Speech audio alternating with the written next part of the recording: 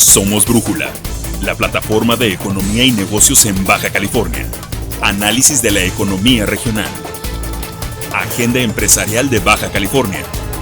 Innovación y emprendimiento. Desarrollo económico y política económica.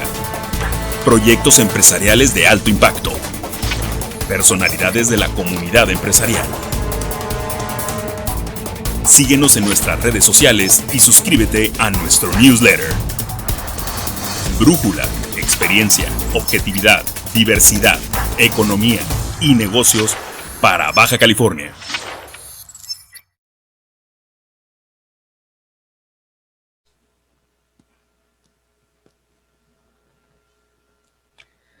¿Qué tal, amigos? Muy buenos días. Bienvenidos a Brújula Economía y Negocios, la plataforma para el análisis de la cultura empresarial y de los negocios en Baja California. Particular de Baja California, estado 10 para la megaregión Cali-Baja. Desde la ciudad de Tijuana. Es un gusto de nuestro líder, don Octavio Corona Flores, pero también permitiré presentar. Está con nosotros la doctora Guadalupe Sánchez, quien es la directora del área de negocios y administración de CETIS Universidad Campus Tijuana. Bienvenida, doctora. Muy buenos días.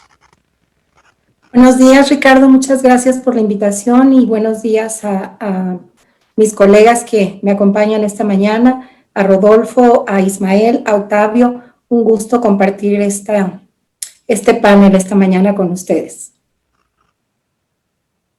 Muchísimas gracias, doctora. Y por supuesto también la presencia especial de dos grandes amigos. En primer término, nuestro amigo el maestro Rodolfo Salazar, quien es líder del área de economía de Ibero, de la Universidad Iberoamericana, Ciudad de México, Campus Tijuana. Bienvenido, Rodolfo. Muy buenos días. Muy buenos días, Ricardo, y muchas gracias por la invitación a este panel. Mucho gusto en saludarlos y un placer intercambiar ideas con mis colegas académicos.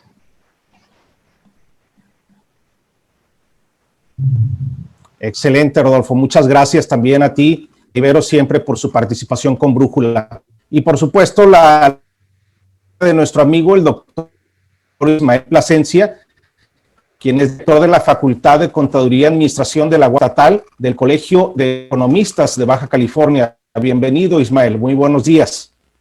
Muy buenos días, Ricardo. Muchísimas gracias por la invitación y un placer aquí estar con los colegas Rodolfo, Guadalupe y Octavio. Muchas gracias. Muchísimas gracias, Ismael, también por tu... Pues, contador Corona, los de introducción a este panel, sobre todo la importancia que tiene contador Octavio Corona Flores, pues el analizar cómo nos fue, cómo nos está yendo en términos de economía, el desenvolvimiento que han tenido las unidades económicas locales en toda la región, sobre todo en este marco tan complicado de pandemia y que pues ha sido sumamente difícil. Contador. Ricardo, muchas gracias, es un honor estar con ustedes, con Rodolfo, quien ya un tiempo trabajamos juntos, con Ricardo, con Ismael, mucho gusto, Ismael, y doctora Guadalupe Sánchez. Recuerdan algunas veces, algunas ocasiones que he estado en esas facultades, como invitado a dar algunas pláticas. Muy interesante que estamos por concluir este año y que ha sido un año atípico totalmente, y creo que todos y cada uno en nuestra experiencia que tenemos podemos valorar y podemos hacer un análisis de cómo va a concluir este año y quizás algunos pronósticos que se esperan en el 2021. He estado viendo las políticas que ha generado el gobierno federal rumbo a este problema tan serio que tenemos, que es la pandemia, que tanto daño le ha hecho a la humanidad. Pero en nuestro país creo que no se han tomado las decisiones adecuadas para poder resolver ese tema tan delicado. Y obviamente trae como consecuencias la afectación de la economía de todos sin excepción. Veo con tristeza que hoy los medios de información más importantes del mundo señalan que esta segunda oleada está afectando seriamente a todos y particularmente el caso de México. Veo un llamado de atención por parte del Organismo Mundial de la Salud hacia México, que nunca ha salido de la primera oleada. Y hoy la Ciudad de México, el Estado de México, varios estados, incluyendo el nuestro, se pone en semáforo rojo. Preguntarle a cualquiera de ustedes que quiera intervenir, ¿qué va a pasar con este semáforo rojo y qué tanto va a seguir afectando la economía después de lo que hemos visto del cierre de más de 1 millón de micro y pequeñas empresas? El sector empresarial se siente sumamente lastimado y está atemorizado de que vuelvan otra vez a cerrarse los negocios y la afectación que puede tener en las familias. Ismael, quisiera empezar contigo. Gracias, Octavio. Bueno, antes que nada, yo creo que es importante aprovechar el espacio para nuestro auditorio, decirles que efectivamente las cosas se están complicando. Circulaba por ahí que cuando la pandemia no era tan grande, por allá por los meses de marzo y abril, todo el mundo tenía miedo y la pandemia, el nivel de contagios era pequeño, y ahorita estamos totalmente al revés. La población perdió el miedo y el nivel de contagios está sumamente elevado. Y aquí llama la atención, si nosotros revisamos los datos de cuántos decesos llevamos en el país, México está alcanzando los 118,000 decesos por coronavirus. Sin embargo, cuando se analizan los datos de los decesos que se esperaban en 2020, se llega a la cifra de 228,954 personas. ¿Qué quiere decir esto?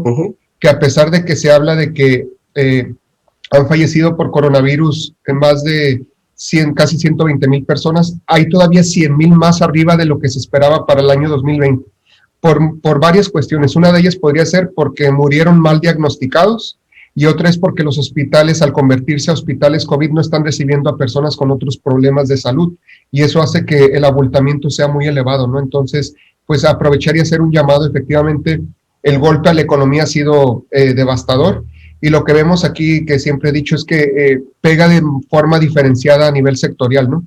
El sector más castigado es el sector turismo. De ahí que ciudades como las ciudades de Baja California, Tijuana, Mexicali, ciudades turísticas como Los Cabos, Cancún, etcétera, sean de las más golpeadas. Todo lo que conlleva alrededor del tema de los servicios turísticos y los servicios que tienen que ver con el entretenimiento, por ejemplo. Mientras que hay otros sectores que se han visto favorecidos por la pandemia.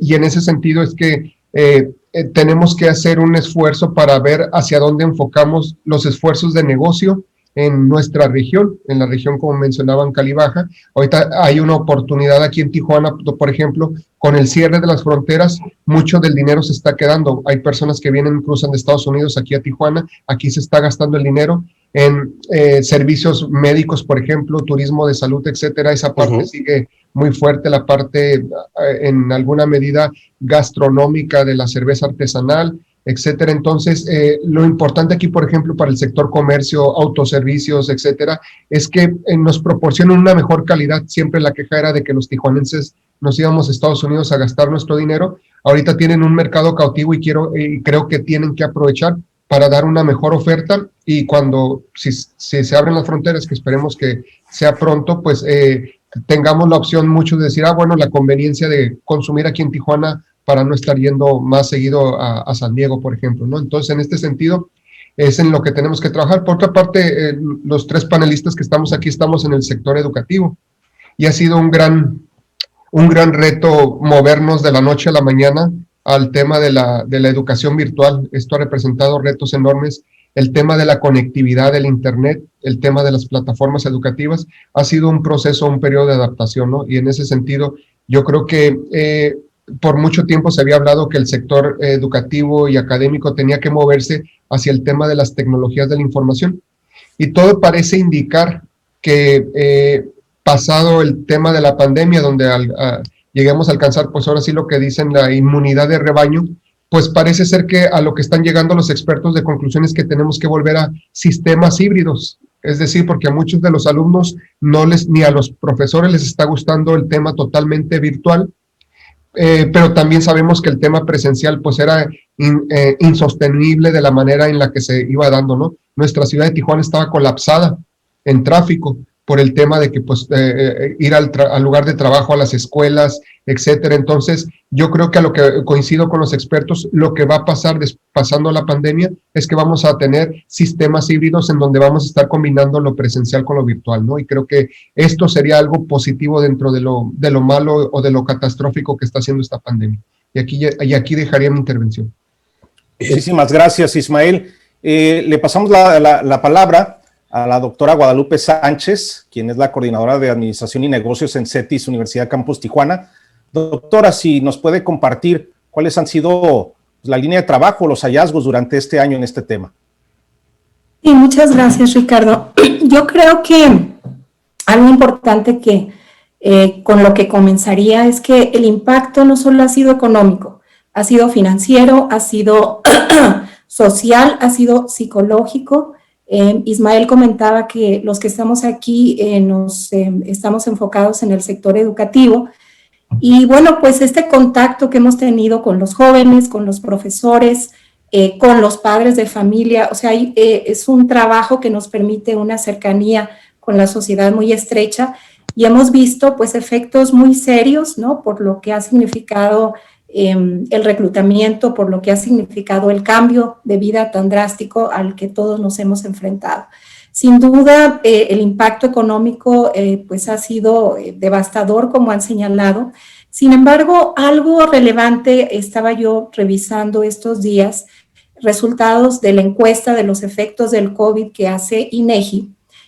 Hizo una primera al principio de la pandemia, y los últimos datos que tenemos de la segunda encuesta que se llevó a cabo entre septiembre y octubre de este año, pues arrojan un escenario un poco más positivo. De hecho, también los datos en cuanto al PIB presentados, por ejemplo, por el Fondo Monetario Internacional, por el Banco de México, pues dan un escenario un poquito menos negativo de lo que se esperaba en los primeros meses. Al principio se hablaba de un decrecimiento del PIB nacional del 12%, ahorita estamos hablando de un 9% más o menos. A nivel mundial también el decrecimiento está estimado en un 3%. Y bueno, las expectativas para el 2021 son hasta cierto punto favorables en cuanto al PIB. Se habla de una recuperación del 5% a nivel mundial, esto también de acuerdo a datos del Fondo Monetario Internacional, en Estados Unidos del 3.1%, en Canadá del 5.2%, en México del 3.5%, en Baja California muy parecido. Entonces, sí hay estos indicadores que muestran que podríamos mejorar, pero yo aquí coincido con lo que señala Ismael, y en el caso particular de México, y lo estamos viviendo en este momento en Baja California, los retos que va a representar este incremento de casos.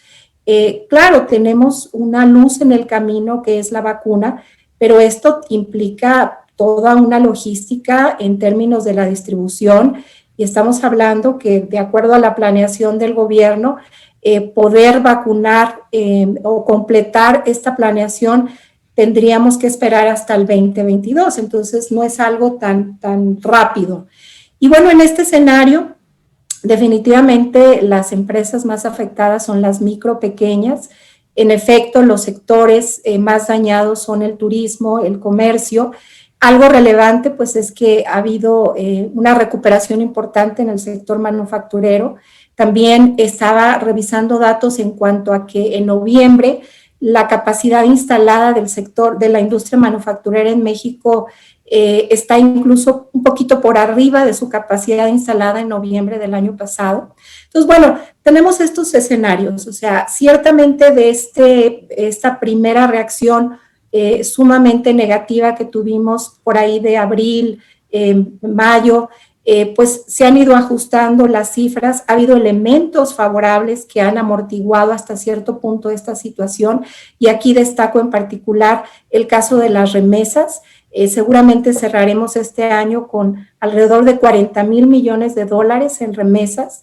El tema de la estabilidad en el tipo de cambio, de la disminución en las tasas de interés Y bueno, pues esta dinámica también particular de la frontera en la que el cierre de la misma pues ha obligado, ¿no?, a que incrementemos el comercio local. Entonces, son indicadores positivos, ahí están las encuestas de INEGI, ahí están los resultados en cuanto a cómo se va a cerrar, pero, y con esto cierro esta primera intervención, creo que aquí el tema crucial pasa pues por cómo se comporte esta segunda oleada de la pandemia y el manejo que le demos, porque pues esto es lo que nos va a marcar la pauta en la economía nacional y local también.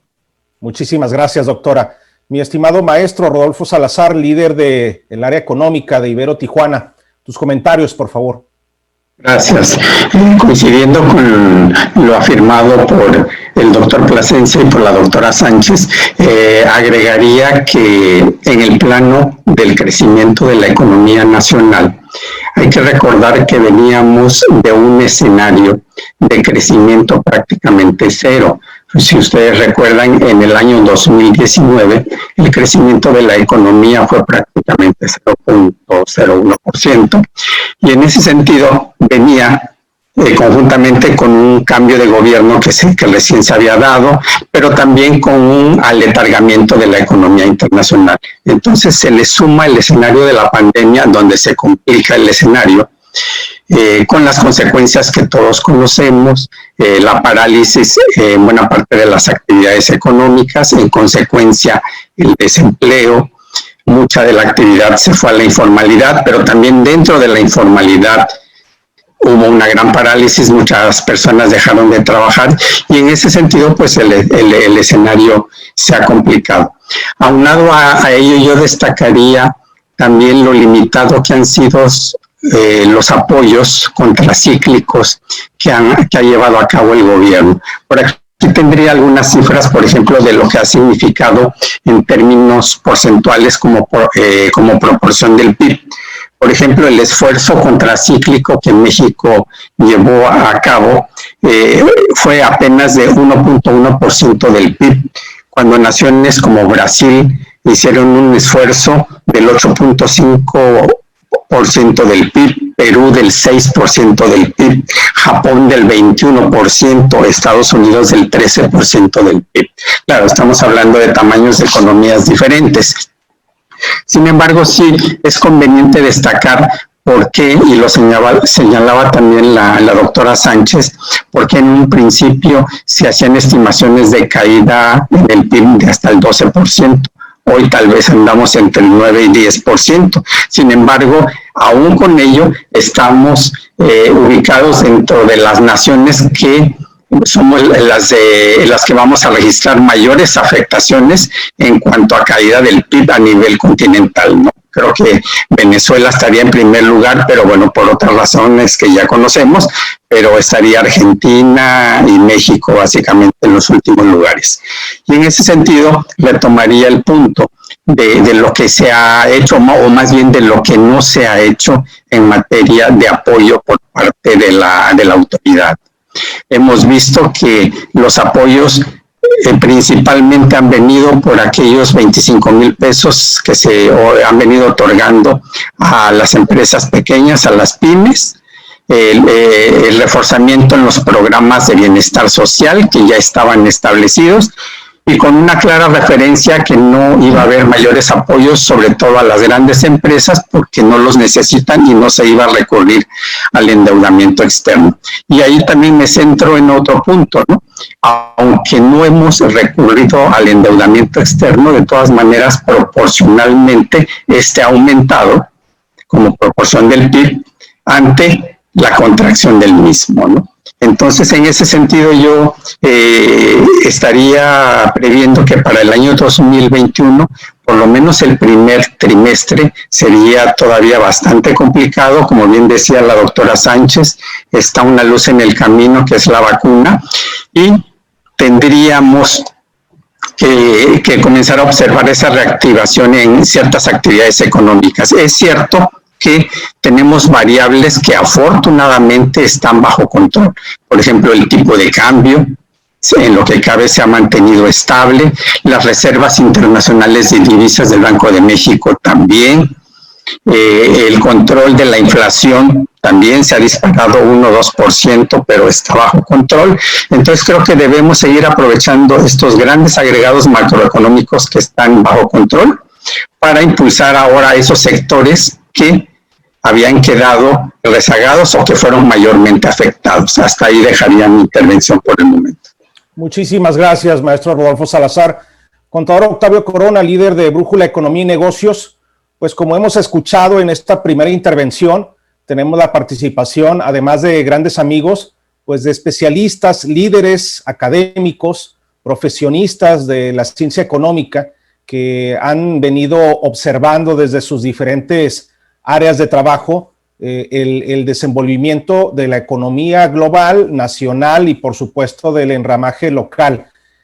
Usted como empresario, contador Corona, y en ediciones pasadas de este programa, habíamos venido comentando lo complicado que ha sido para las MIPYMES y particularmente del sector servicios, comercio, turismo, todos estos meses de contingencia derivados por el COVID-19. ¿Qué comentarios agregaría a esta primera intervención, contador, y cuál sería su siguiente planteamiento? Yo estoy de acuerdo con lo planteado por los tres, que yo agregaría algo más. Estoy consciente de que los tres están muy avesados precisamente a la información que se tiene académicamente, pero yo quisiera retrotraerme un poquito sobre estas experiencias. A mí me tocó la crisis del 76, 82, 87, la del 94 y esta última del 2008, que ya conozco.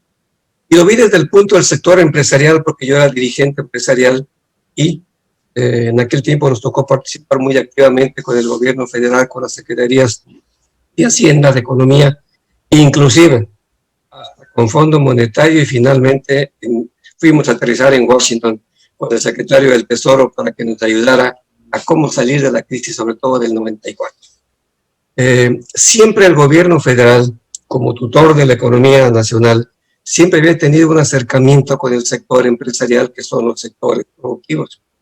Sin embargo, yo he visto que esta administración, curiosamente, la estatal, federal y municipal, se han alejado precisamente de los sectores productivos, que son la cadena más importante que genera la inversión, el empleo y la riqueza.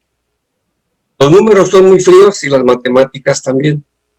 Escuchaba con atención a los tres y estoy consciente que la frontera norte se cuece aparte.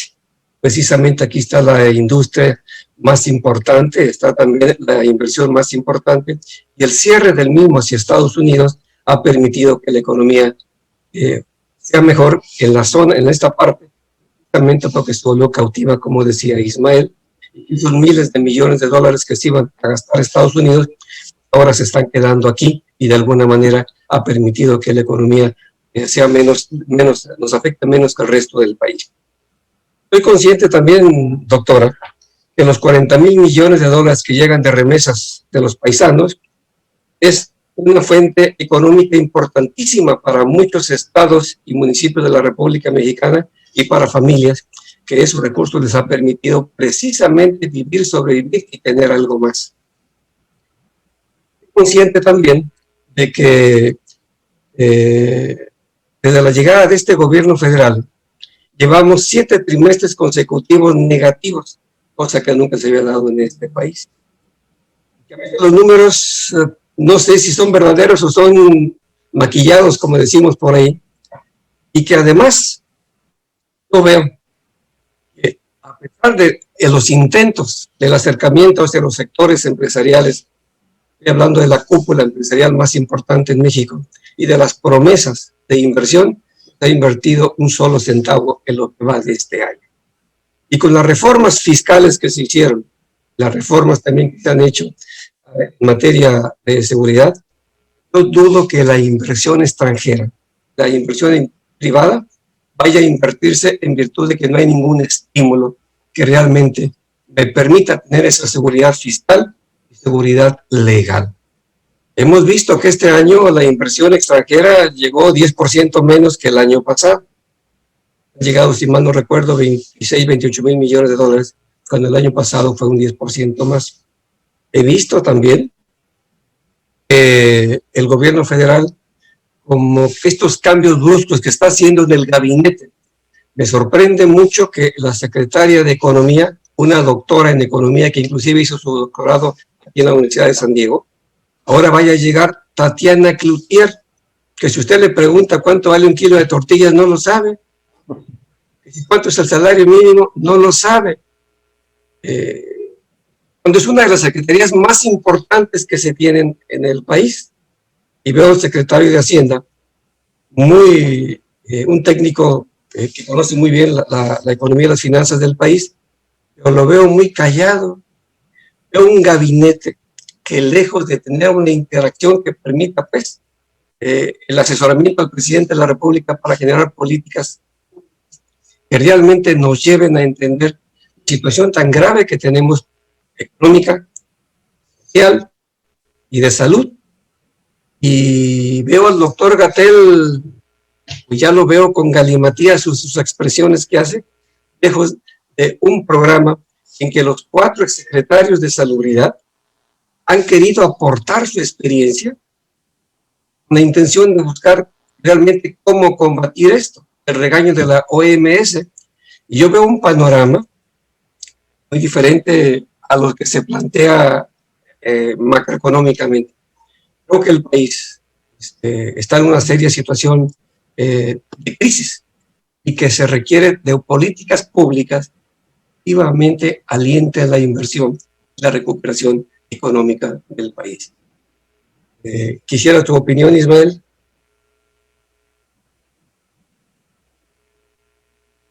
Muchas gracias, Octavio. De acuerdo con lo que dices, se torna muy complicado porque efectivamente, como dicen, primero, la caída del PIB de México va a ser una de las más fuertes, aunque hablemos entre 9 y 10%, es brutal la caída, porque efectivamente veníamos de un año anterior en el que no habíamos crecido. Entonces, de acuerdo a las predicciones que se están haciendo sobre crecimiento económico, aun cuando el próximo año pudiéramos crecer alrededor del 3 o 4%, yo siempre lo explico así, ¿no? Porque de repente oyen que creció la economía, están cantando victoria. Les digo, nos caímos 10 escalones y subimos 4 escalones de esos 10 escalones que caímos, porque muchas personas no la creen y ya cantan victoria, y mira, 4% ya creció la economía, etcétera. De manera que se habla que durante el sexenio de López Obrador, el crecimiento de la economía durante todo el sexenio va a ser de 0. Eso no ocurría desde por allá de la década de los 1929, con la Gran Depresión y con todos los estragos de la Revolución Mexicana, etcétera. Entonces es realmente desastroso lo que está haciendo este gobierno en términos de no dar certidumbre a la inversión. Y pues ha sido la forma en la que se ha manejado esta crisis de la pandemia, que se ve reflejado en una mayor crisis económica, porque la caída es fuerte, insisto, se pega de manera diferenciada a sectores. Afortunadamente aquí en la frontera traemos otra dinámica, está el sector de productos y dispositivos médicos también, que este es un sector que ha venido creciendo, pero el grueso de los mexicanos no están sintiendo esta crisis de manera diferenciada ante la falta de apoyos del gobierno, ¿no? Y nos encontramos en el peor de los escenarios. ¿Por qué? Porque todos los gobiernos del mundo se están endeudando para tratar de mitigar los efectos de la crisis con políticas y medidas contracíclicas. Todos los gobiernos del mundo prácticamente. Y México no, somos muy dignos y decimos que no nos vamos a endeudar y que esos son políticas neoliberales, etc. Perdón que te interrumpa, Ismael. Estaba viendo en el proyecto de presupuesto del próximo año un endeudamiento de 700,000 millones de pesos y de 5,800 millones de dólares del gobierno federal. Mi pregunta es, ¿para qué? Y segundo, el señor presidente hablaba también de los 500,000 millones de pesos que nos íbamos a ahorrar por la corrupción. Y segundo, la limitación que le ha generado a todas las secretarías de Estado, ¿verdad? De su ejercicio que se han generado en este año. ¿En dónde está ese dinero? Eso es lo que yo me pregunto. ¿En dónde está? Sí. ¿Para qué se va a endeudar si no ha habido ayuda a quien debes de ayudar? Sí, básicamente la crítica que se hace al presupuesto del próximo año es que efectivamente ya aumenta el nivel de endeudamiento, pero uno esperaría que fuera al sector salud, por ejemplo. Ahí vemos el tema de médicos y enfermeras que ni siquiera les dan su bono por COVID, por estar trabajando horas extras, por estar atendiendo enfermos de COVID.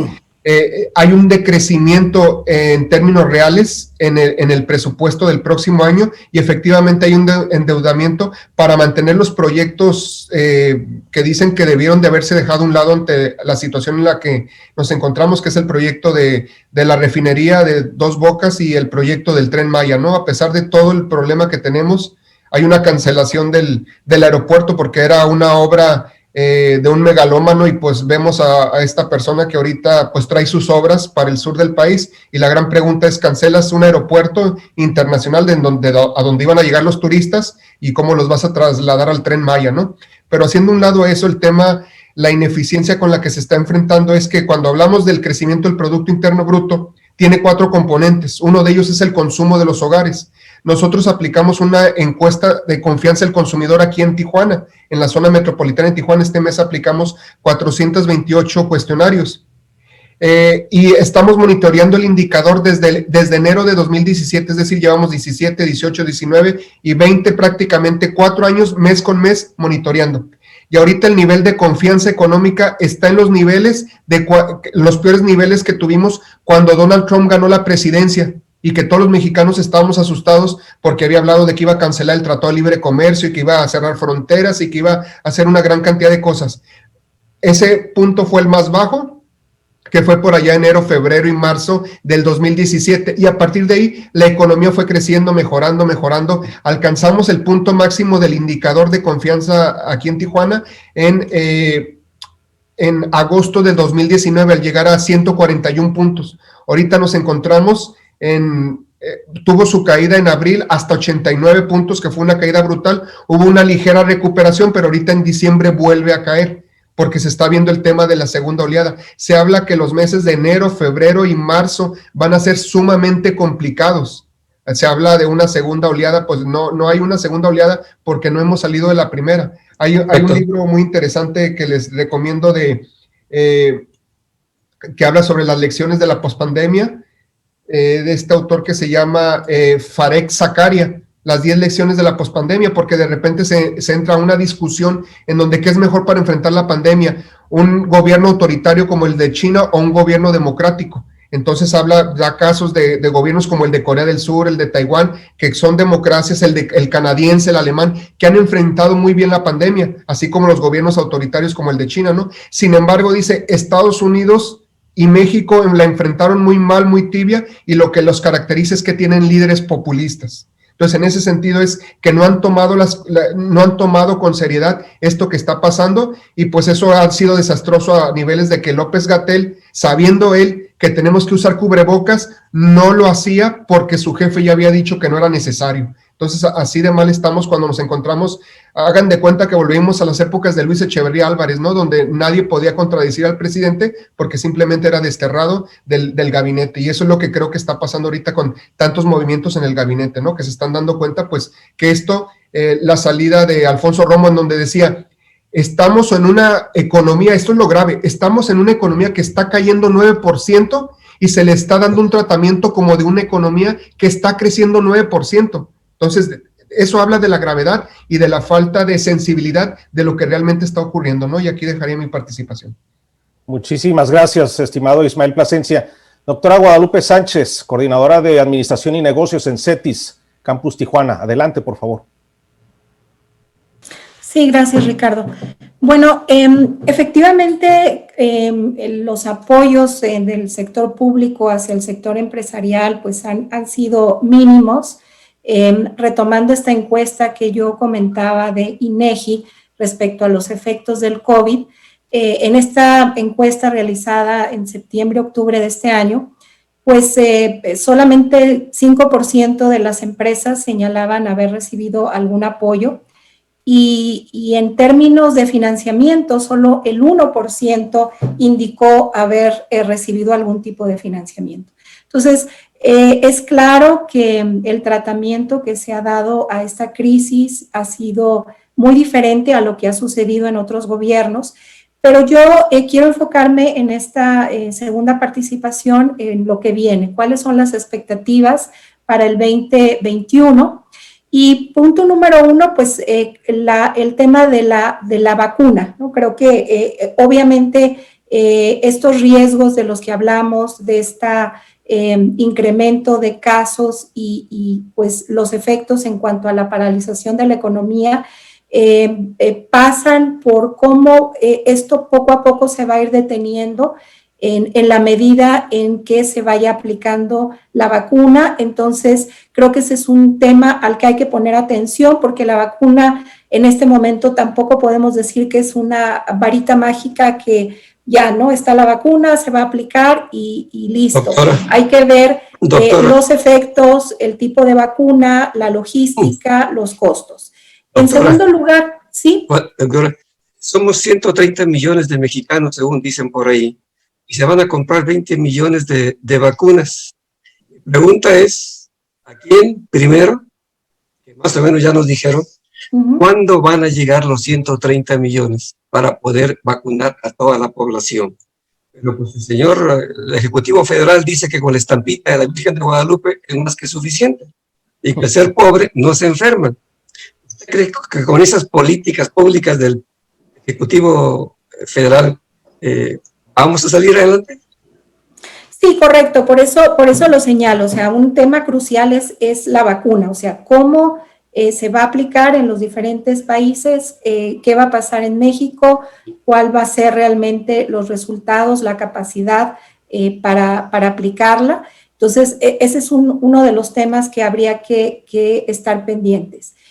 Por otra parte, pues tenemos el cambio de gobierno en Estados Unidos, que si bien el nuevo presidente es del Partido Demócrata y y seguramente veríamos algunos cambios importantes en política internacional, probablemente una disminución en las tensiones entre Estados Unidos y China, no una desaparición, pero sí una disminución de las tensiones. Sin embargo, creo que en el 2021 no va a haber cambios drásticos porque seguramente el nuevo gobierno va a estar más enfocado en temas internos que en otros temas de política exterior.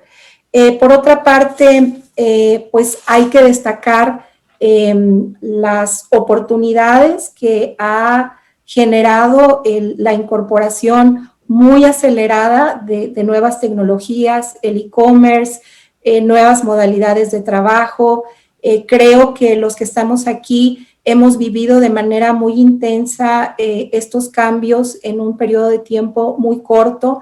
En el caso particular de la educación, ha sido sorprendente cómo hemos logrado capacitar a los profesores, cómo hemos logrado continuar con la enseñanza en un esquema virtual y no solo a través de una plataforma, sino incorporando diferentes herramientas tecnológicas y nuevas formas de enseñanza. Y así como está pasando esto en la educación, pues está pasando en otros sectores y esto llegó para quedarse. Entonces, creo que eso es una ventana de oportunidades también. Y algo importante es pensar en el tema del cambio climático. La posición de Estados Unidos en ese sentido es fundamental y la postura del nuevo gobierno puede ayudar un poco. Y menciono esto porque, repito, o sea, sí creo que este gobierno se ha quedado corto en cuanto al apoyo al sector productivo, pero tenemos que ver más allá. Y tenemos que ver más allá no solo en términos de tiempo o en términos de lo que hace el gobierno, sino en términos de los modelos económicos como tales, ¿no? De la forma en que el mundo está interconectado y cómo este tipo de pandemias nos ha puesto en encrucijadas en las que nos ha hecho ver que no podemos continuar con políticas económicas unilaterales, no podemos seguir abordando los problemas como si no afectáramos a otros países, a otras regiones. Y en nuestro país y en Baja California en particular, creo que debemos aprender las lecciones de esta pandemia y bueno, repito, más allá de las políticas económicas particulares, quiero mencionar la importancia de considerar a la economía desde un enfoque más colaborativo, desde un enfoque más social, porque nos hemos dado cuenta que solamente con la colaboración, con la coordinación de esfuerzos, con la solidaridad, y no solamente el apoyo del gobierno hacia las empresas, el apoyo entre las empresas, o sea, sobrevivir en una crisis como esta pasa porque yo como proveedor me ponga de acuerdo contigo, yo como el que está rentando los locales ajuste mis rentas para que no cierres tu negocio, el que yo como empresa te comparta los avances tecnológicos para que podamos seguir generando negocios. Entonces, esta parte para mí es muy importante, es una lección para la humanidad en el sentido de que debemos hacer las cosas de manera colaborativa. O sea, enfrentar estos retos globales pasa por acciones globales, pero por acciones en la colaboración, en la solidaridad, y además entendiendo que estas crisis como la pandemia pues no es algo fortuito, o sea, hay, creo que es una muestra de un desgaste y de un modelo económico que simplemente no da para más. Entonces, pensar en estos enfoques de economía sustentable, de economía circular, de una nueva forma de ver los negocios, pero no solo con números, con políticas, sino partiendo de algo esencial que es cómo nos relacionamos y cómo colaboramos para hacer frente a estos retos. Muchísimas gracias, doctora Guadalupe Sánchez. Nuestro estimado amigo Rodolfo Salazar, maestro, líder de área de economía de Ibero Tijuana. Adelante, por favor. Muchas gracias, Ricardo. Pues también coincido, creo que el año 2021 va a tener sus complejidades, pero tendremos que verlo por todas las opciones, las oportunidades que ello nos estaría brindando, y habría que aprovecharlas. Yo señalaría que, por ejemplo, en el marco del nuevo TEMEC, hay una serie de oportunidades que se están derivando, y que a pesar de todo lo que se ha dicho que fue un tratado que nos impuso Donald Trump más estricto en cuanto a ciertos términos, reglas de origen, etcétera, sin embargo, como en todo, hay áreas de oportunidad. Yo creo que precisamente en lo estricto de estas reglas de origen que nos establecieron para ciertos sectores de actividad productiva, creo que hay un área de oportunidad muy interesante para que las empresas locales puedan desarrollar cadenas de proveeduría local y cadenas de proveeduría regional, que como ustedes saben, para que un producto se beneficie del Tratado de Libre Comercio, tiene que cubrir ciertos requisitos de contenido regional y que sus insumos, partes y componentes tienen que provenir o de Canadá o de Estados Unidos o de México, y conjuntamente aportarle a cierto porcentaje. Creo que ahí está la gran oportunidad, porque en buena medida estas cadenas de valor estaban supeditadas y venían más bien de Asia y principalmente de China, ¿no? Y al final quienes se beneficiaban de este tratado eran estas cadenas de proveeduría. Creo que por ahí tendríamos como decía, esa gran área de oportunidad para el desarrollo de modelos locales de proveeduría.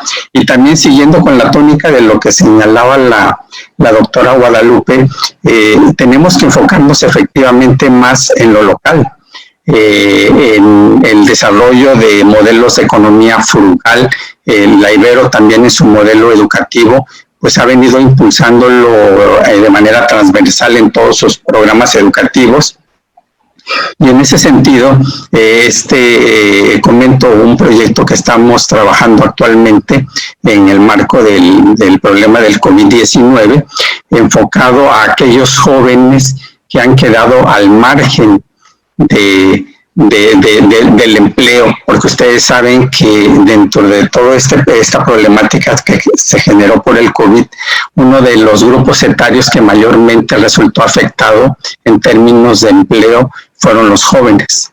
Los jóvenes fueron principalmente los que perdieron su trabajo en primera instancia, y si no lo perdieron, vieron reducidas de manera considerable sus jornadas.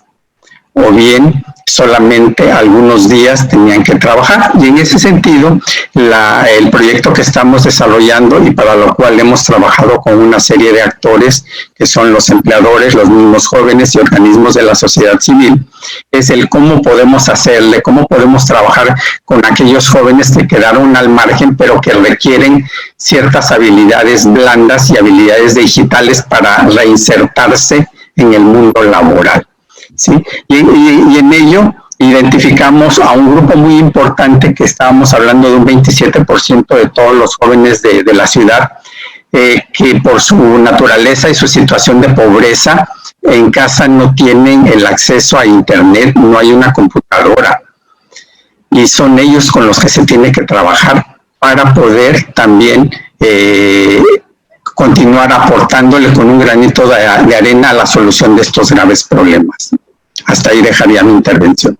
Muchísimas gracias, estimado amigo Rodolfo Salazar de Ibero Tijuana. Y me permitiría, con el permiso de don Octavio Corona, preguntarles a cada uno de ustedes tres, nuestros invitados especiales esta mañana, dónde la gente puede continuar revisando el trabajo de varias líneas de trabajo que ustedes traen dentro y fuera de la institución que representan, porque es importante dar seguimiento a los diversos proyectos que se realizan en materia, como ya lo han comentado cada uno de ustedes, en materia del desarrollo endógeno, en materia del desarrollo de las capacidades locales. Me permito iniciar con nuestro amigo Ismael Plasencia. Si fueras tan amable en compartirnos pues, las diferentes líneas de trabajo que traes, por favor. Muchas gracias, Ricardo. Bueno, aquí en la Facultad de Contaduría y Administración estamos impulsando varias líneas de investigación. Entre ellas nos dimos a la tarea de la creación del Centro de Estudios China Baja California, porque efectivamente, como menciona el maestro Rodolfo Salazar, China es un actor preponderante que ha ido creciendo, va a seguir creciendo. Y desde luego que aunque ahorita estén en una guerra comercial, también se habla del tema de que Biden va a revisar todo este tema de la estrategia que traía Donald Trump con China, porque a pesar de toda la faramaya y todas las peleas, pues el déficit comercial de Estados Unidos con China seguía creciendo, ¿no? Entonces no había manera de enfrentar a este gigante que él lleva planeando la posición en la que está actualmente desde hace como 20 o 30 años.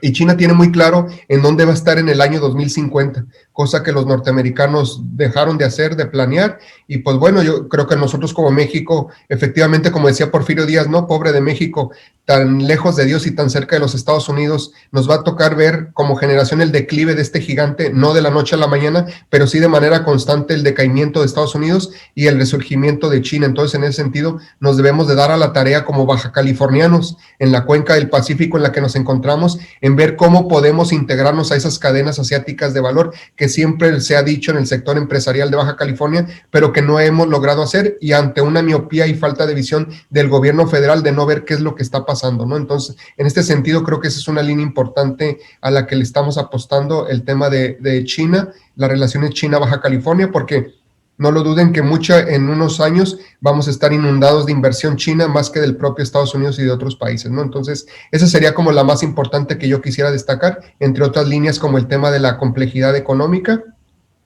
y el tema del indicador de confianza ciudadano, en donde estamos monitoreando el otro tema que no se aborda, pero es el tema de la inseguridad. Estamos en peores niveles de inseguridad de lo que estuvimos con Calderón, con la guerra del narco, que empeoró con Peña Nieto y que ahorita seguimos peor. Es decir, la estrategia de abrazos, no balazos, pues lógicamente ha servido para que se rían los delincuentes del gobierno federal, y que es el otro tema que está ahí subyacente, el tema de la inseguridad, ¿no? Y aquí dejaría la participación. Muchísimas gracias, estimado amigo. Doctora Guadalupe Sánchez, si fuera tan amable en compartirnos dónde puede seguir más información la comunidad estudiantil, empresarial de la región sobre los trabajos que trae bajo su liderazgo, por favor. Claro que sí, Ricardo. Fíjate que en la Escuela de Administración y Negocios estamos abordando el tema del desarrollo económico a partir del emprendimiento bajo diferentes ópticas. Hay una línea muy importante que tiene que ver con la economía azul, con proyectos de desarrollo sustentable, particularmente en proyectos en la industria, en la acuacultura, hay una línea muy fuerte por ahí. Tenemos también otra que tiene que ver con el intraemprendimiento, que eso, bueno, pues detona también otros efectos porque, digamos, es otra forma, ¿no?, de abordar el emprendimiento, no solo en la creación de empresas, sino en la generación de transformaciones importantes dentro de las empresas, y esto lo que puede detonar en el avance económico. En esa línea también hay trabajos muy importantes en cuanto a pymes tecnológicas y cómo la inversión extranjera, el aprendizaje que se da dentro de los corporativos puede ahí desprenderse para otro tipo de desarrollos locales en pymes precisamente tecnológicas, y en ese sentido la innovación.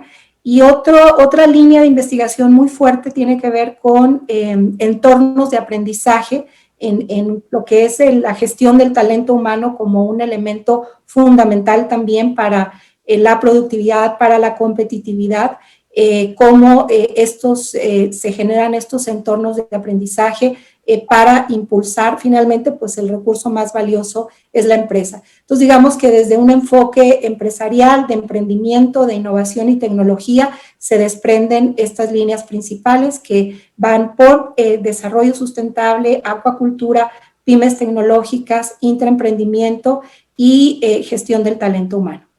Muchísimas gracias, doctora Guadalupe Sánchez, disculpe. Maestro Rodolfo Salazar, estimado amigo, a través de Ibero Tijuana, sé que es una institución que ha tenido una reestructura importante en los años recientes. Platícanos, por favor, qué líneas debemos seguir.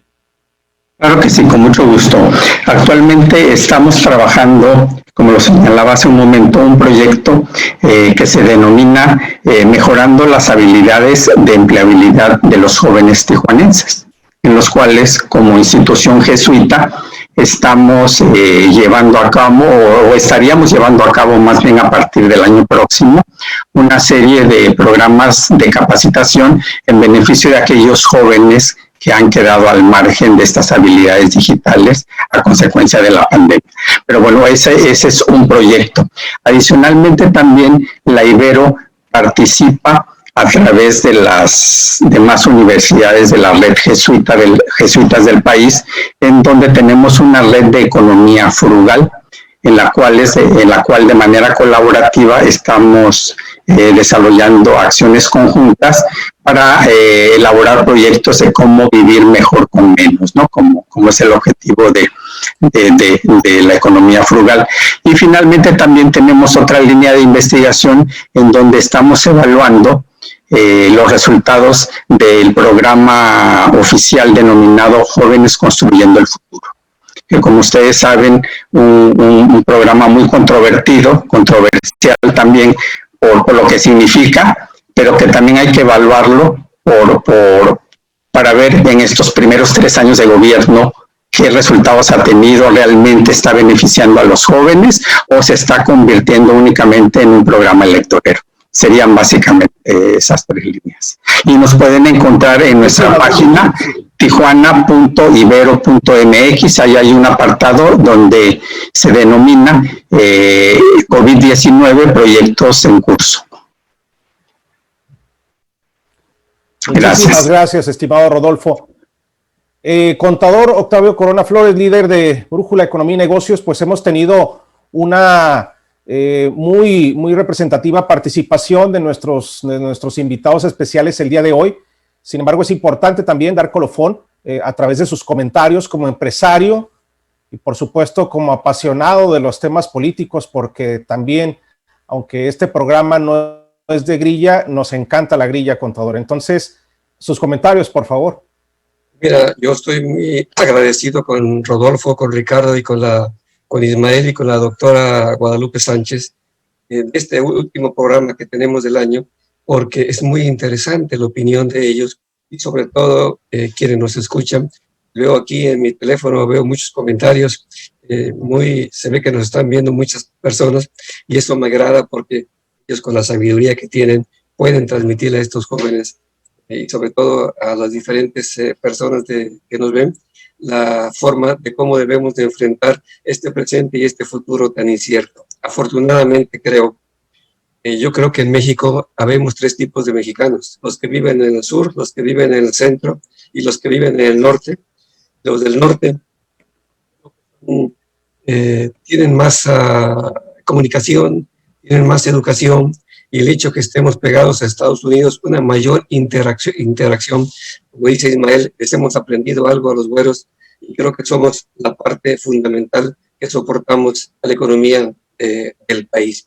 Ojalá el programa lo hayan visto también en la Ciudad de México, para que algunos actores importantes que hay ahí vean hay diferentes maneras de cómo hacer que el país progrese y que haya políticas públicas que efectivamente sean de beneficio. Es lamentable que se incorporen 6 millones más de pobres a la pobreza extrema y que haya 12 millones más de desempleados y que siga creciendo la economía informal en este país, que no ayuda en nada a México. Miren mis comentarios, Ricardo. Muchísimas gracias, don Octavio Corona. Pues bien, estamos llegando a la conclusión de este importante programa, en donde volvimos a tener la participación de estimados amigos. Agradecer de manera muy especial a la doctora Guadalupe Sánchez, coordinadora del área de Administración y Negocios de CETIS Universidad Campus Tijuana, al maestro Rodolfo Salazar, líder de los temas económicos de Ibero Ciudad de México Campus Tijuana, y por supuesto a nuestro buen amigo el doctor Ismael Plasencia, director de la Facultad de Contaduría y Administración de la UABC Campus Tijuana, y también presidente estatal del Colegio de Economistas de Baja California. Agradecerles el favor de su participación en esta segunda ocasión para Brújula Economía y Negocios, y pues sobre todo mantener el seguimiento a cada institución, sobre todo porque son 3 de las más importantes en la región, que han tenido históricamente un gran vínculo con los sectores productivos, con la clase empresarial de la región, y que por supuesto Brújula los considera aliados invaluables, sobre todo por el trabajo académico, el trabajo profesional que han tenido en los años recientes. No me resta más que agradecer nuevamente la participación de todos ustedes. Gracias a quienes nos ven y nos escuchan.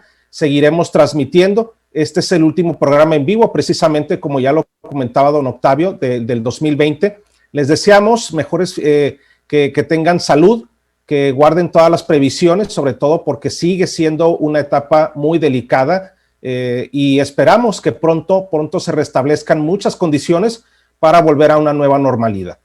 Un abrazo a la distancia a todos y que pasen excelente fin de semana. Muchas gracias. Feliz Navidad a todos. Hasta luego. Gracias, igualmente. Felicidades.